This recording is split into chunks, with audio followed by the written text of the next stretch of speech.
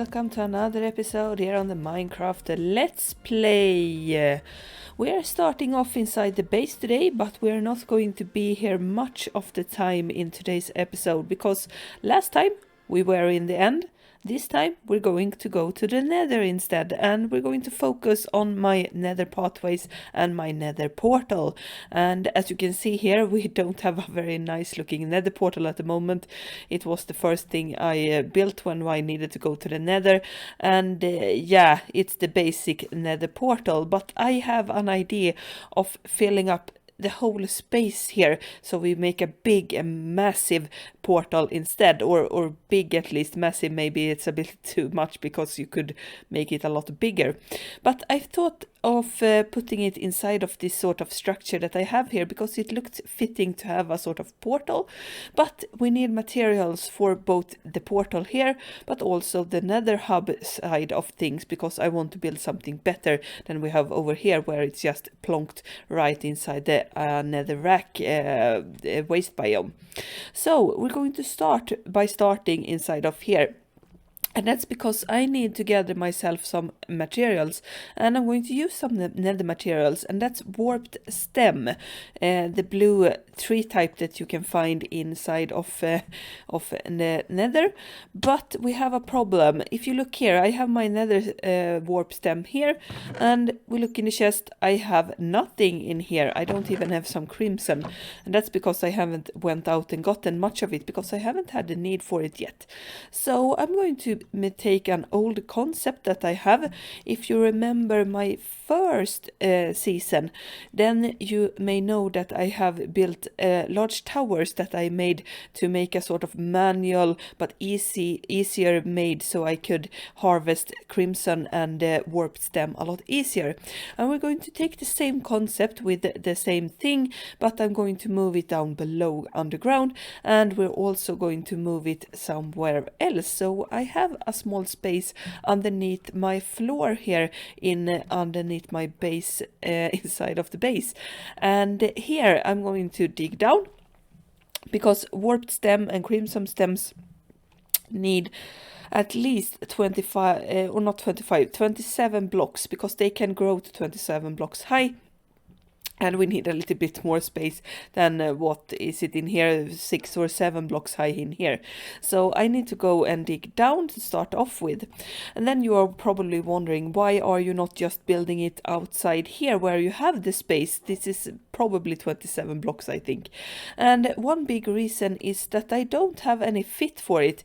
It's going to take, the structure is going to take a pretty big amount, I think, of how I want to fit it in here, and it doesn't fit anywhere where I want to put it, because either it's going to be in the way, and I could of course maybe put it like in the middle here, but then the same thing, it would ruin the aesthetic, because I really like how this cave looks right now, and just fill in stuff around the sides, so to speak. That's what I have gone for here, exception being of course the sorting system that's just plonked right down in the middle here, but the rest of the things are spread outside, and I have a pretty hard time trying to fit stuff inside of here that's not in the ground, or not that high at least. So that's what the reason for me choosing to make it inside of here.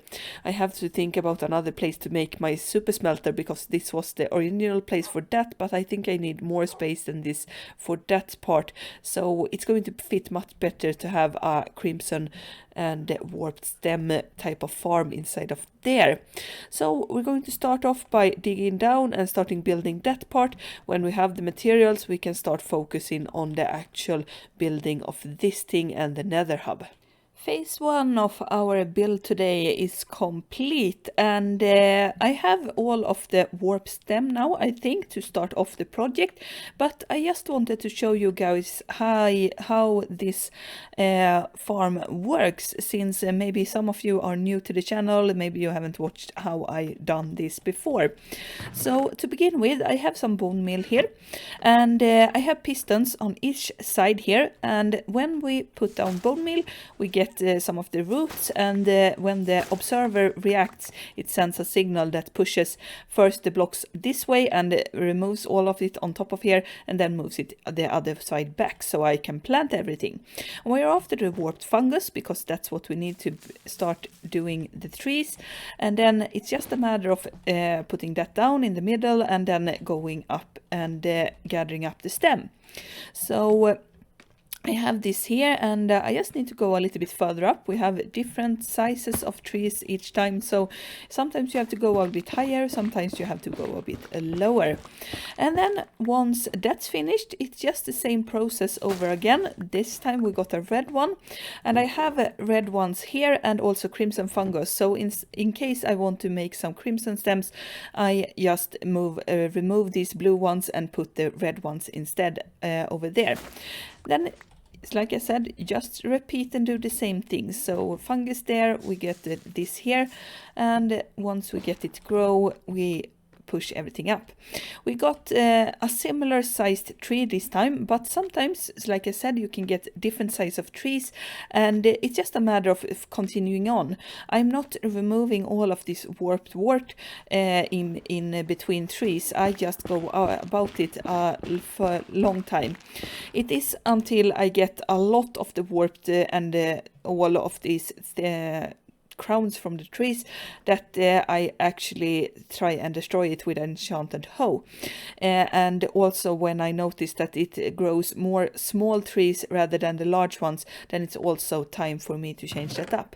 Then we just put in some of the growth inside of here, so we get new bone meal and everything works out fine like that.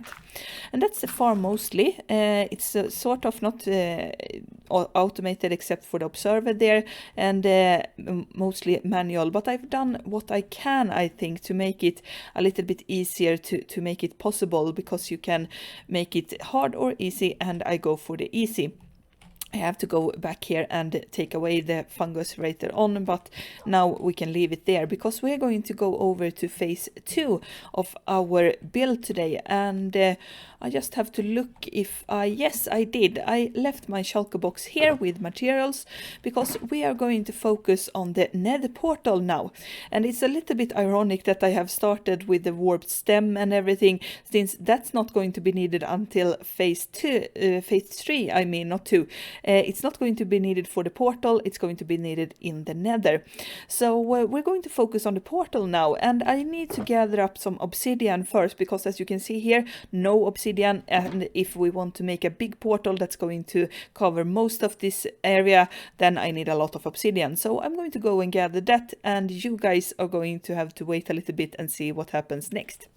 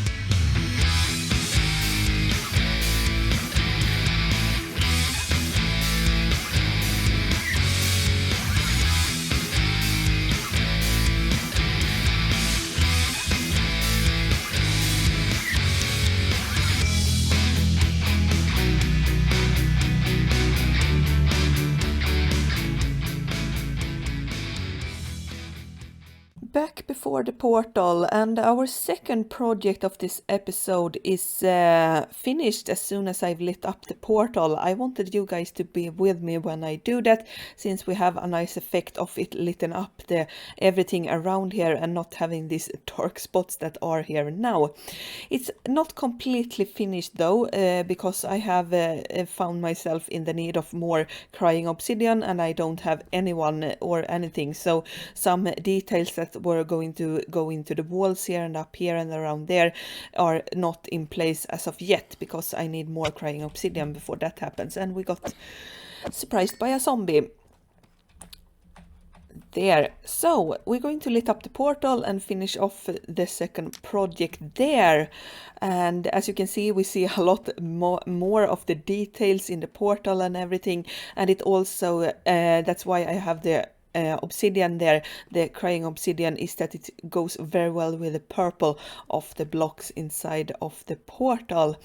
And I thought of, when I built this, that is what's going to be a sort of, this is gateways that have sort of been open a little bit, and something from hell or some other dimension has ripped out, and that's why also the chains have been ripped out, and some of them are missing because something has broken out and done something in the overworld or something like that.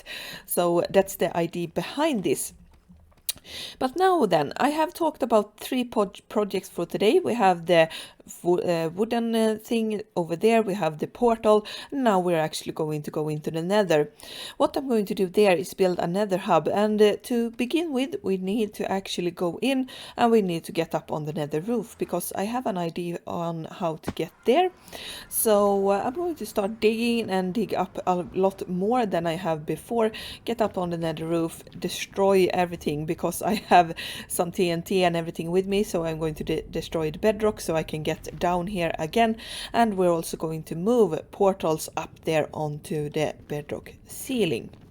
Now we're up on the nether roof, where I've just recently made a hole down in the bedrock, and yeah, just following a tutorial on YouTube, just searching bedrock breaking, and you can find anything that works, and made a little bit of a small type of thing here to go down and into the nether as well.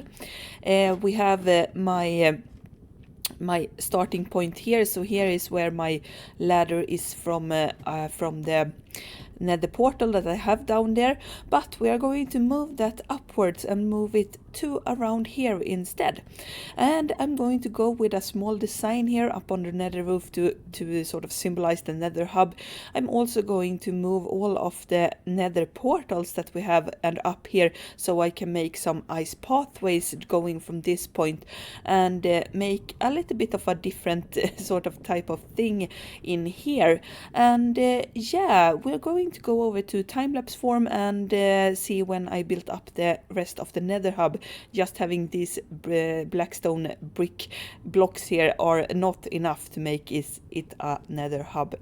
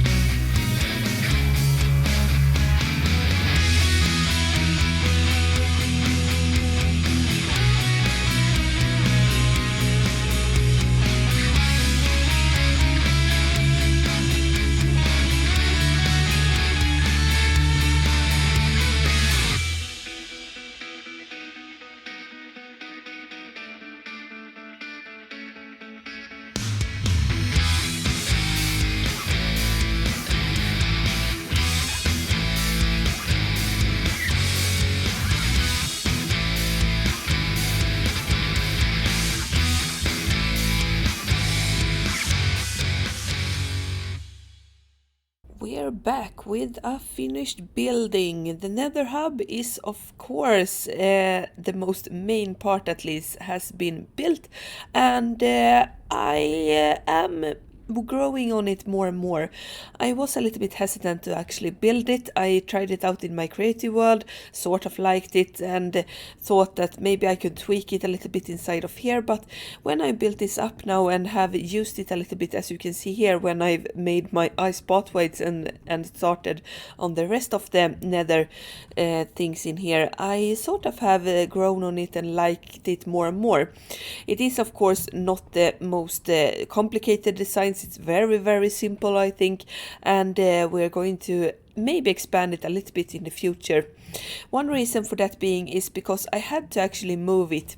As you can see here is our original hole that I made down into the nether and down into where we started off in the nether as well.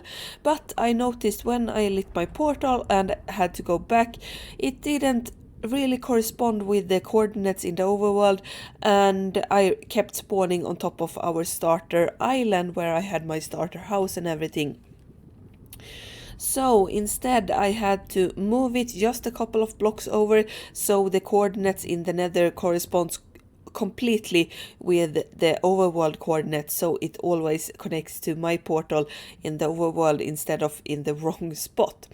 So yeah, a little bit of hassle taking down all of it and building it up again, but it's completely the same design as you saw in the time lapse, so it's nothing as of that. We sometimes have to move things in Minecraft, a little bit of a hassle, but it works. And yeah, I don't think I have to talk much else about this. This was the third project of this episode, and I think we have been finished with the nether now. We built the farm, we built the nether portal on the overworld side, and we have also built the nether portal on the nether side. And as you can see here as well, I came back to this portal because I really like it here. It was a good spot to pick, and even though it hasn't completely been finished yet, I really like it, and I am hoping that we can make more stuff in the future. But now I have to end the episode. So if you have enjoyed it, I recommend you to subscribe to the channel so you don't miss future episodes. We are going to do a lot of stuff inside of this world. If you want to as well, you can just not subscribe. You can also like and comment on the video to tell me about what you liked about the episode or something like that. And I hope that you have enjoyed it once more. We'll see each other in the next episode. Goodbye.